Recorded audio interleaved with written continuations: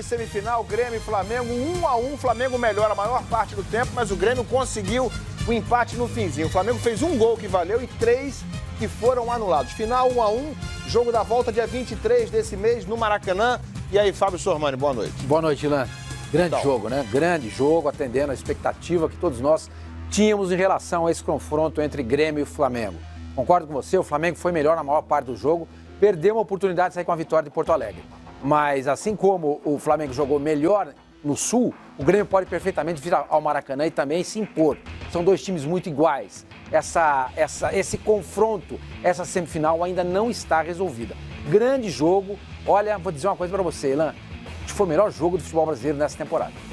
É isso, vamos falar bastante, toda a repercussão para você aqui dentro do Central Fox, direto lá de Porto Alegre, ao vivo, e é para lá que a gente já está indo conversar com nossos companheiros que contaram muito bem contada a história desse empate no primeiro jogo da semifinal. Grêmio 1, Flamengo também 1. Nivaldo Prieto, boa noite para você.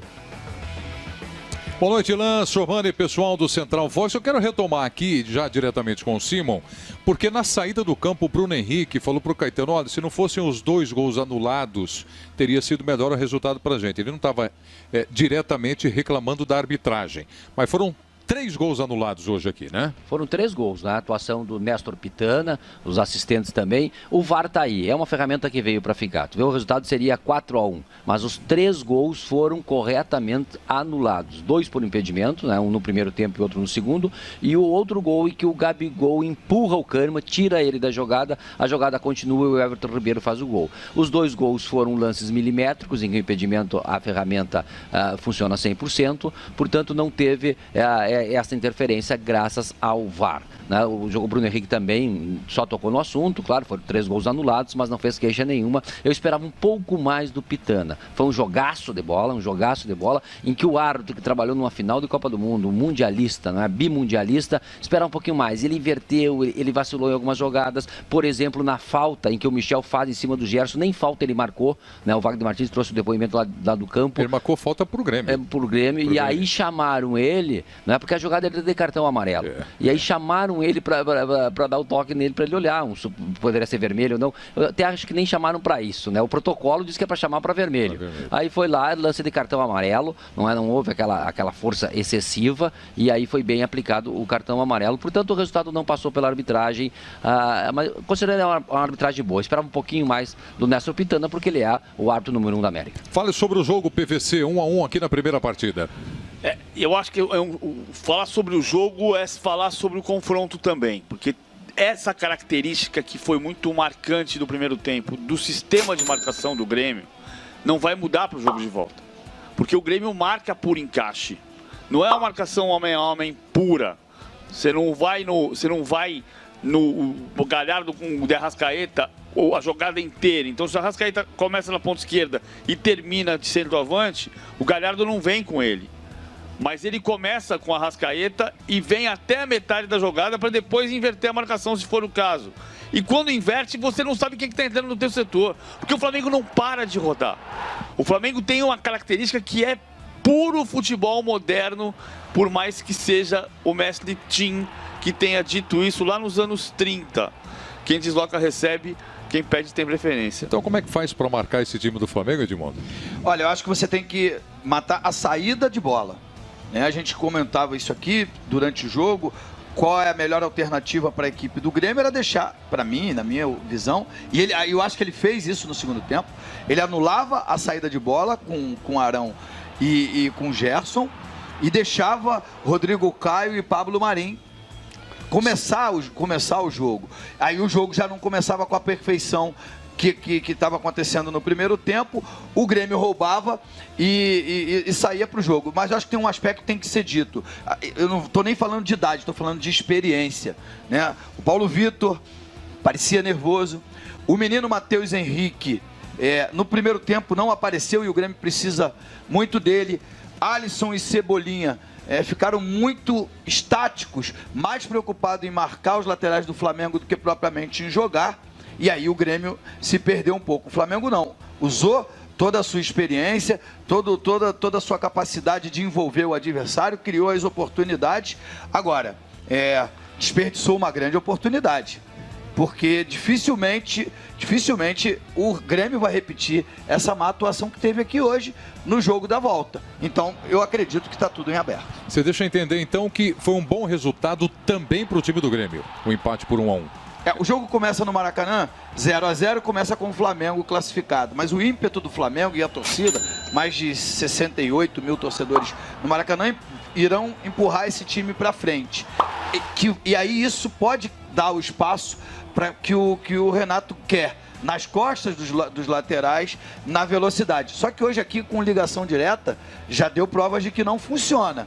Ele tem que ter a evolução com a bola nos pés. Para isso precisa do bom desempenho do Matheus Henrique e eu gostei, por incrível que pareça, eu gostei da atuação do Luan.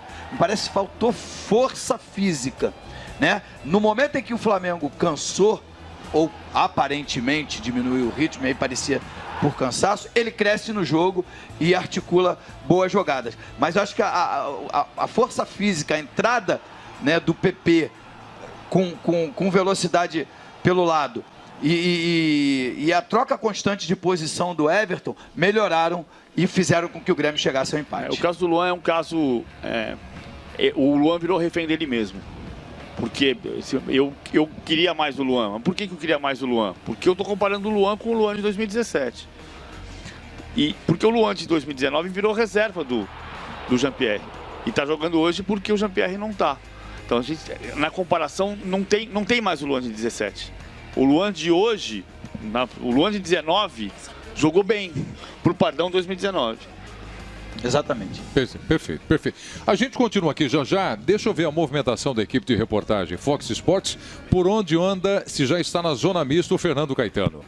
Fala, Preto. Estou aqui sim, já fizemos o deslocamento do gramado aqui para a zona mista. Já estamos com as nossas equipes posicionadas daqui a pouco para ouvir os personagens, os treinadores que vão dar entrevista coletiva. Também teremos aqui as entrevistas individuais com os atletas do Flamengo e do Grêmio. Por enquanto, os dois times ainda recolhidos nos vestiários. Daqui a pouco, então, a gente vai ter toda a repercussão ao vivo aqui nos canais Fox Sports, depois de Grêmio 1, Flamengo 1 aqui em Porto Alegre, primeiro jogo da semifinal da Libertadores. Volto com você, Preto. Tá certo, Caetano. O Wagner Martins também vai acompanhar na zona mista e ainda as entrevistas coletivas do Renato Portaluppi e do Jorge Jesus. Quando você falava a respeito da melhora do Grêmio para o segundo tempo, isso passa pelo intervalo e diálogo do Renato Portaluppi? Com certeza, com certeza. O Renato primeiro deu um puxão de orelha, porque o comportamento do Grêmio não era o que ele esperava. Não era um time que lutava pela bola, errava passes bobos e também passava pelo posicionamento. Eu acho que o Renato queria explorar uma coisa que ele achava que era deficitária e que não apareceu aqui hoje, que era a velocidade nas costas dos laterais. Isso não aconteceu aqui hoje. O Rafinha e o Felipe Luiz jogaram uma partida excepcional, né? E agora, a grande dificuldade da equipe do Grêmio em parar a equipe do Flamengo, principalmente no primeiro tempo, era quando ele dava liberdade para o jogo se iniciar com o Ilharão e principalmente com o Gerson. Depois dali para frente, parece que eles ligam um start e o jogo fica veloz. O Flamengo não tem pressa até passar do meio-campo. Depois do meio-campo para frente, é uma velocidade, é uma inteligência, é uma procura e não está mais comigo. Não está mais comigo e envolve o adversário completamente, principalmente no que abordou o PVC, que PVC fala que é de encaixe. Para mim, que conheço bem o Renato, é uma marcação por zona. E aí ele pega quem cai no setor. E o Flamengo troca de posição, os jogadores do Flamengo trocam de posição constantemente. Isso confunde a defesa adversária e foi aqui encantador ver o Flamengo fazer esse tipo de movimentação. Eu percebi ao final do jogo preocupação de vocês dois com relação às saídas de Gerson e Felipe Luiz. E acrescento, ambos saíram machucados. Eu acho que tem dois pontos aqui. Voltando para o que a gente tem dito já há 40, talvez 50 dias. Se o Flamengo jogar o que está jogando, ele vai ganhar o Campeonato Brasileiro e ele tem enorme chance de ganhar a Libertadores. Se o Flamengo jogar o que está jogando, significa se o Flamengo conseguir manter essa base titular, que hoje jogou junto pela 4ª vez. Esse time que o torcedor está sabendo de memória. É o time máximo, né? É o time máximo. Só que você vai conviver com lesões e com o cansaço. Hoje, 2 jogadores preocuparam muito. A maneira como o Gerson saiu foi extremamente preocupante. Estava sendo apoiado porque não conseguia pisar. E o Felipe Luiz, na jogada do gol do Grêmio, ele cai e não se levanta. O Felipe Luiz não é disso. O Felipe Luiz não é jogador fiteiro, que cai e fica... Especialmente num contra-ataque ligado pelo Grêmio. Tá chegando a informação aqui de Felipe Luiz entorce no joelho. Felipe Luiz. E a Arrascaeta também. O segundo tempo, o Arrascaeta teve um determinado momento, vocês se lembram que eu falei, olha, tá sentindo, se agachou, se levantou, com expressão de dor e mancando bastante. E a sua pergunta foi muito pertinente antes do jogo. Se o substituto mantinha a mesma qualidade. A gente viu que não. O Pires da Mota, ele é forte na marcação, mas não sai com tanta qualidade com a bola nos pés, né?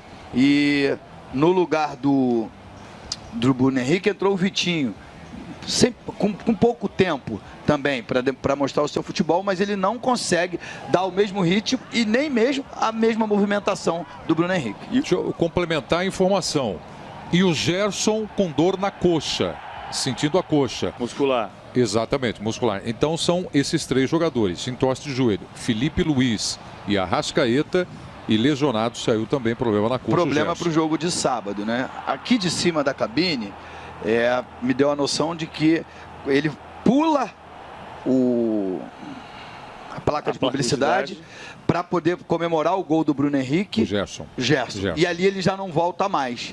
Então, quer dizer, pode ser muscular, mas dava a impressão que era aquele mesmo tornozelo atingido pelo Michel no primeiro tempo. Pode ser melhor ser o tornozelo do que ser Exatamente. Do que ser muscular. São 3 semanas para o próximo jogo. Tá, então, dentro dessa preocupação, as alterações que foram feitas. O primeiro a entrar foi o Pires da Mota, não é isso? Do Gerson. Foi bem?